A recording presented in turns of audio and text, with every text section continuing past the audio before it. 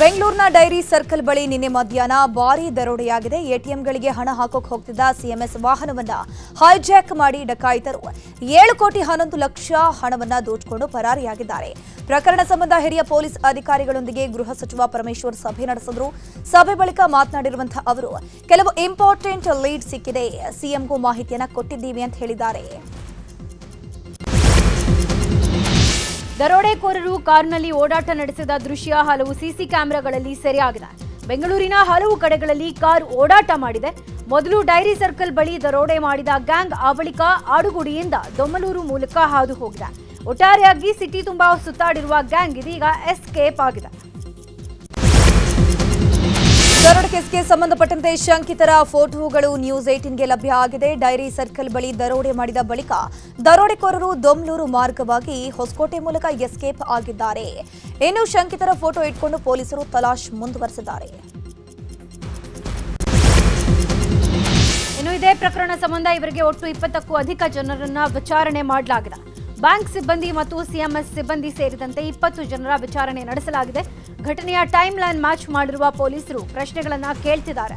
ವಿಚಾರಣೆ ವೇಳೆ ರಾಬರಿ ಬಗ್ಗೆ ಯಾವುದೇ ಸುಳಿವು ಪತ್ತೆ ಆಗಿಲ್ಲ. ದೂರು ನೀಡೋಕೆ ತಡ ಮಾಡಿದ್ದು ಯಾಕೆ ಅನ್ನೋ ಆಯಾಮದಲ್ಲೂ ಪೊಲೀಸರು ತನಿಖೆ ಮುಂದುವರೆಸಿದ್ದಾರೆ. ರಾಬರಿ ಕೇಸ್ನಲ್ಲಿ ಸಿಎಂಎಸ್ ಸಿಬ್ಬಂದಿ ಮೇಲೆಯೇ ಪೊಲೀಸರು ಅನುಮಾನವನ್ನ ವ್ಯಕ್ತಪಡಿಸ್ತಾ ಇದ್ದಾರೆ. ವಾಹನದಲ್ಲಿದ್ದ ಕೆಲವು ತಾಂತ್ರಿಕ ಸಮಸ್ಯೆ ದರೋಡೆಕೋರರಿಗೆ ವರದಾನವಾಯಿತಾ ಅನ್ನೋ ಅನುಮಾನ ಮೂಡ್ತಾ ಇದೆ.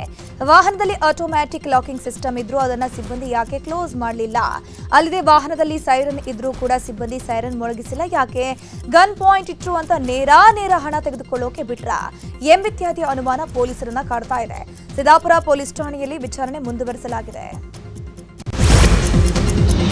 ಬೆಂಗಳೂರಲ್ಲಿ ರಾಬರಿ ಕೇಸ್ ಸಂಬಂಧ ಸಿದ್ದಾಪುರ ಪೊಲೀಸ್ ಠಾಣೆಯಲ್ಲಿ ಎಫ್ಐಆರ್ ದಾಖಲಾಗಿದೆ.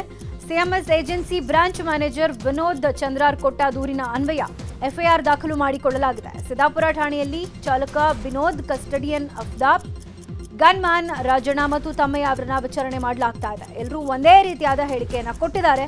ಹೀಗಾಗಿ ಆರೋಪಿಗಳ ಪತ್ತೆ ಪೊಲೀಸರಿಗೆ ತಲೆನೋವಾಗಿದೆ. ಇನ್ನು ರಾಬರಿ ಸಂಬಂಧ ಎಲ್ಲ ಆಯಾಮದಲ್ಲೂ ತನಿಖೆ ಮುಂದುವರೆದಿದೆ. 3 ರಿಂದ 4 ವಿಶೇಷ ತಂಡ ರಚನೆ ಮಾಡಲಾಗಿದ್ದು ರಾಬರಿ ಗ್ಯಾಂಗ್ ಆಗಿ ಹುಡುಕಾಟ ಮುಂದುವರೆಸಲಾಗಿದೆ. ಸಿಎಂಎಸ್ ಸಿಬ್ಬಂದಿಯ ಕೆಲವು ದಿನಗಳ ಆಕ್ಟಿವಿಟಿ ಮೇಲೆ ಪರಿಶೀಲನೆ ಮಾಡಲಾಗ್ತಾ ಇರುವಂತದ್ದು. ಗಾಡಿಯಲ್ಲಿದ್ದ ಡ್ರೈವರ್, ಗನ್ಮೆನ್ ಸೇರಿ ಎಲ್ಲರ ಮೊಬೈಲ್ ಕಾಲ್ ಮಾಹಿತಿಯನ್ನು ಕಲೆ ಹಾಕಲಾಗ್ತಾ ಇದೆ, ರಿಟ್ರೀವ್ ಮಾಡ್ತಾ ಇದ್ದಾರೆ. ಇನ್ನು ತನಿಖೆಗೆ ಸಂಚಾರಿ ಪೊಲೀಸರ ಸಹಕಾರವನ್ನು ಕೂಡ ಪಡೆದುಕೊಳ್ಳಲಾಗಿದೆ.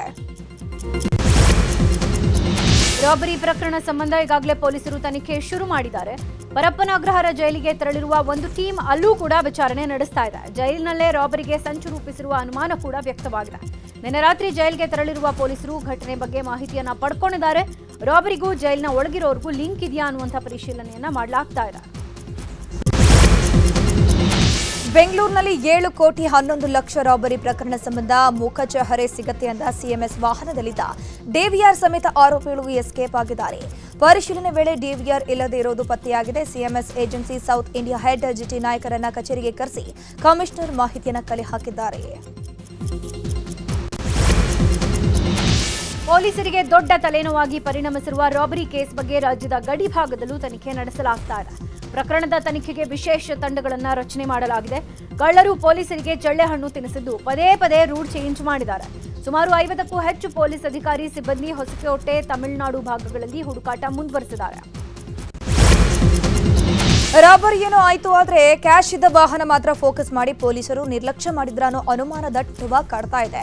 ನಿನ್ನೆ ಮಧ್ಯಾಹ್ನ 12:30 ಸುಮಾರಿಗೆ ರಾಬರಿ ಆಗಿದೆ. ಆದರೆ ಸಿಎಂಎಸ್ ಸಿಬ್ಬಂದಿಯನ್ನ ಹಿಂದಿಡ್ಕೊಂಡಿದ್ದ ಮತ್ತೊಂದು ಟೀಮ್ ಈ ಇನೋವಾ ಕಾರ್ನಲ್ಲಿದ್ದ ಹಣ ಸಿಟಿ ಬಿಟ್ಟು ಎಸ್ಕೇಪ್ ಆಗೋವರೆಗೂ ಸಿಬ್ಬಂದಿಯನ್ನ ಹಿಡಿದಿಟ್ಕೊಂಡಿದ್ದಾರೆ.